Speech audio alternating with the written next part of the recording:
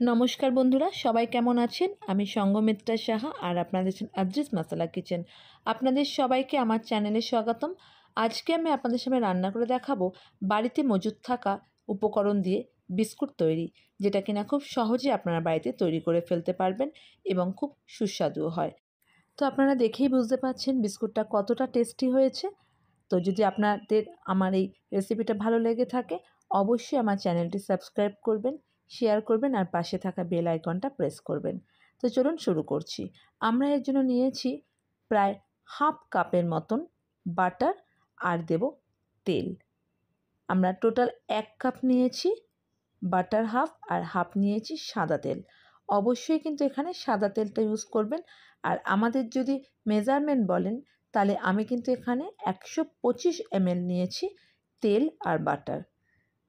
125-এর অর্ধেক নিয়েছি বাটার, অর্ধেক নিয়েছি তেল। বাটারটা যখন নেবেন তখন কিন্তু রুম টেম্পারেচারে থাকবে, সেই বাটারই কিন্তু আপনারা ইউজ করার চেষ্টা করবেন। তো চলুন, আমি এখানে অর্ধেক বাটার আর অর্ধেক তেল নিয়েছি। আপনারা চাইলে পুরো বাটার দিয়েও তৈরি করতে পারেন, এখানে ঘিও ইউজ করতে পারেন, কিন্তু আমি এখানে বাটার আর তেল অর্ধেক অর্ধেক নিয়েছি। এইবারে আমরা তেল আর বাটারটাকে একটা বাটিতে আমরা ঢেলে নিলাম, যেটার মধ্যে আমরা মিক্সিং করব। আর এর মধ্যে দেবো আমরা পিষে রাখা চিনি, মানে চিনির ডাস্ট। চিনিটাকে কিন্তু আপনারা মিক্সিতে গুঁড়ো করে নেবেন। তো আমরা যতটা পরিমাণে নিয়েছি তেল আর বাটার 125 ml, ঠিক ততটাই নিচ্ছি আমরা চিনির গুঁড়ো। এইবারে আমরা এটাকে ভালো করে মিশিয়ে নেব।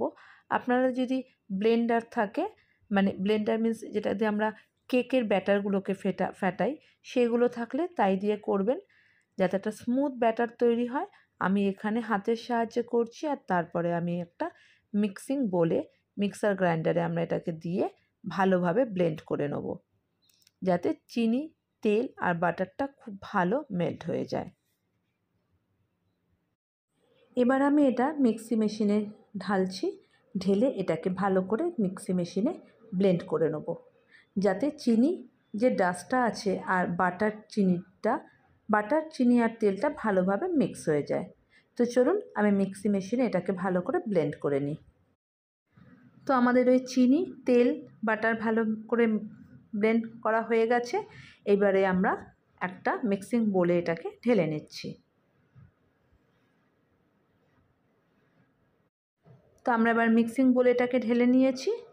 এবারে আবারও এটাকে একটু হ্যান্ড ব্লেন্ডার দিয়ে একটু ব্লেন্ড করে নিচ্ছি হালকা হাতে। এই ব্লেন্ড করাটাই কিন্তু মেন, খুব ভালোভাবে ব্লেন্ড যাতে হয় সেদিকে কিন্তু অবশ্যই খেয়াল রাখতে হবে আপনাদের। এইবারে আমরা একটা মেজারিং কাপে আমরা মেজার করে নিয়ে আমরা নিচ্ছি এখানে আটা নিচ্ছি আমি 250 ml। তো আপনারা যদি এই মেজারিং কাপে না নেন, যার বাড়িতে যেরকম আছে, যদি ছোট বাটি থাকে তো সেই বাটিটা দিয়েই মেজারিং করবেন, যেটাই করবেন একটা মেজারিং কাপেই কিন্তু মেজার করবেন। এবারে দিচ্ছি আমি সুজি, প্রায় 2.5 টেবিল চামচের মধ্যে দেবো সুজি। আমি কিন্তু 250 ml দিয়েছি এখানে আটা, আমি কিন্তু কোনো এখানে ময়দার ইউজ করছি না। তো 250 ml আটা দিয়েছি, আর দিচ্ছি এখানে 2.5 টেবিল চামচের মতন বেসন আর সুজি কিন্তু আমরা সম পরিমাণ দিচ্ছি। তো এখানে কিন্তু অবশ্যই বেসনটা ইউজ করবেন, বেসনটা দিলে কিন্তু এই বিস্কুটের টেস্টটাই অনেকটা বেড়ে যাবে। আর সুজি দেবেন, তার কারণ হচ্ছে মাঝে মানে দাঁতের মধ্যে বেশ একটু সুজির মুড়মুড়ে যে ব্যাপারটা সেইটা আসবে, এই জন্য সুজিটাও কিন্তু স্কিপ করবেন না। তো আটার সাথে অবশ্যই সুজি, বেসন, আর আমি দিলাম এই লাস্টে সাদা তিল, 1 চামচ দিয়েছি সাদা তিল। এবার দেবো হাফ চামচ বেকিং পাউডার, আর দেব হাফ চামচেরও 2 ভাগের 1 ভাগ দেবো বেকিং সোডা,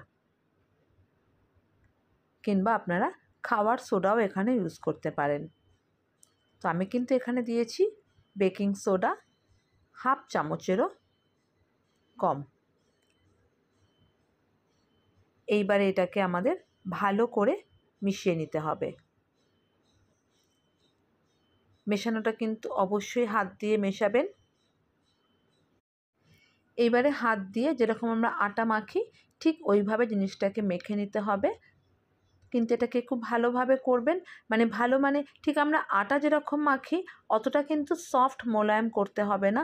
জাস্ট এটা একটা মণ্ড তৈরি হবে, মানে সব কিছু মিশে যাবে, একটা জাস্ট মণ্ড তৈরি হবে, ওই রকমই করতে হবে। খুব বেশি স্মুথভাবে এটাকে কিন্তু মাখার প্রয়োজন নেই, মানে আমরা আটা ময়দা যেভাবে মাখি ওইভাবে কিন্তু মাখার প্রয়োজনীয়তা নেই। জাস্ট এটাকে একটু মেখে নেবেন, এটা যাতে ডেলা তৈরি হয়। আর এই ডেলা তৈরি করার আগে কিন্তু ভালো করে আগে এমনি মিশিয়ে নেবেন, কারণ আমরা কিন্তু যখন তেল বাটার দিয়েছি যেরকম আমরা আটা ময়দাতে ময়াম দিই ঠিক ওরকমভাবেই। তো আমি যেহেতু সব কিছু একসাথে দিয়ে জিনিসটাকে মেশাচ্ছি, তো ফার্স্টে কিন্তু ড্রাই অবস্থাতে একটু ভালো করে মিশিয়ে নেবেন, তারপরে একটা আমরা ভালো মণ্ড তৈরি করবেন যাতে সব কিছু মিশে যায় সেরকম অবস্থাতে।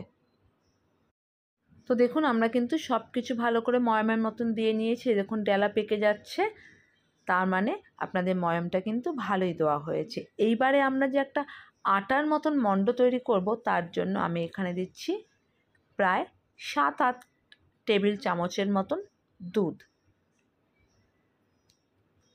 আপনারা এখানে কিন্তু জলটা ইউজ করবেন না, দুধটা দিলে কিন্তু এর টেস্টটা অনেকটাই ভালো লাগবে। আপনারা যদি দুধ না দেন তখন আপনারা এর পরিবর্তে আমুল দুধ দিয়ে তারপরে সামান্য একটু গরম জল দিতে পারেন।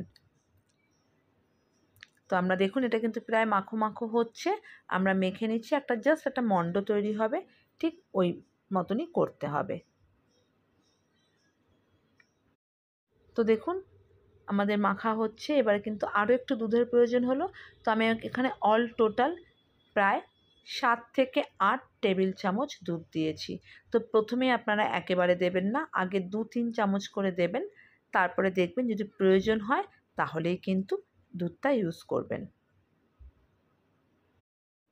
তো দেখুন আমাদের কিন্তু ডেলাটা তৈরি হয়ে গেছে। এবার আমরা এটাকে দুটো ভাগ করে নিচ্ছি।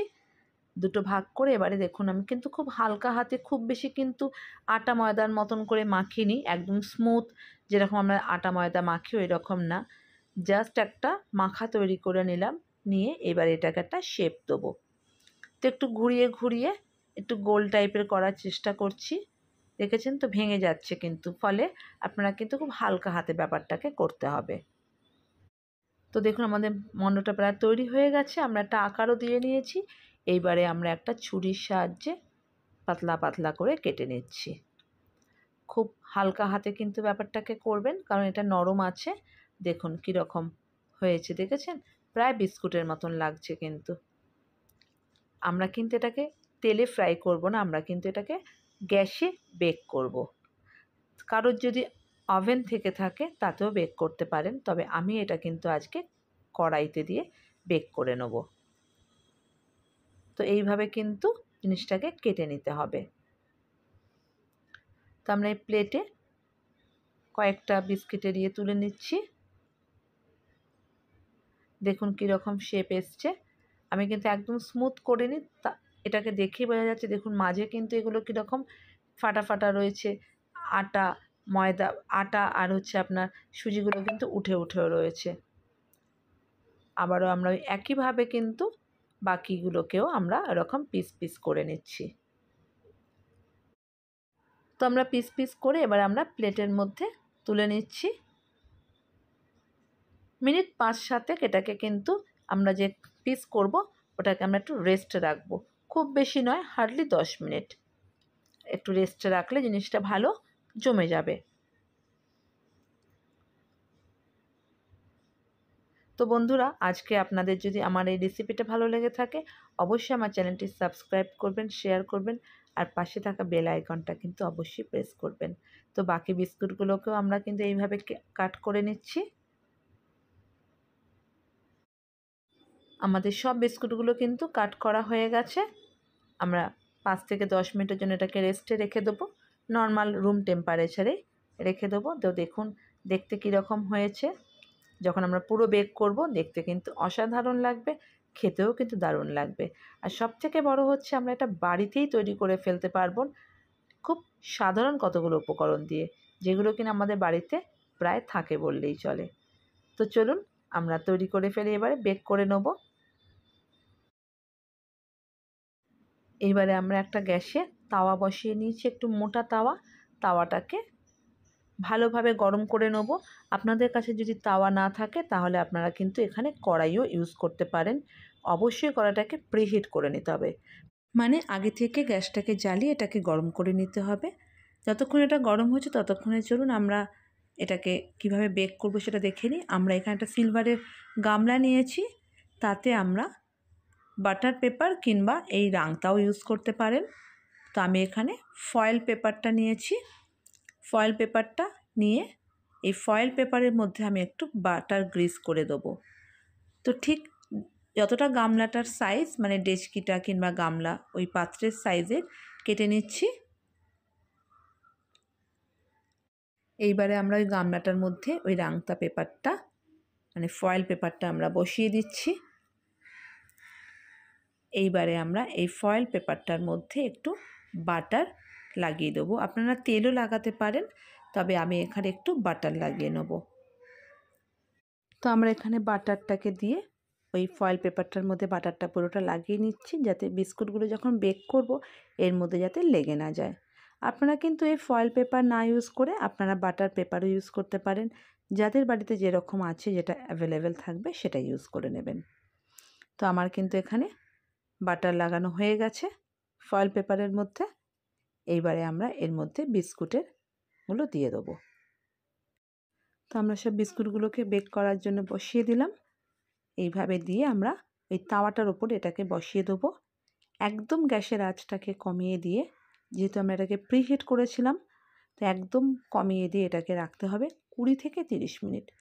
20 মিনিট বাদে আপনারা গ্যাস ঢাকনাটা খুলে নিয়ে দেখবেন যে এটা হয়েছে কিনা। যদি একটু শক্ত হয় তাহলে বুঝবেন এটা কিন্তু হয়ে গেছে, আর যদি এটা নরম থাকে তাহলে আরও 10 মিনিট রাখবেন।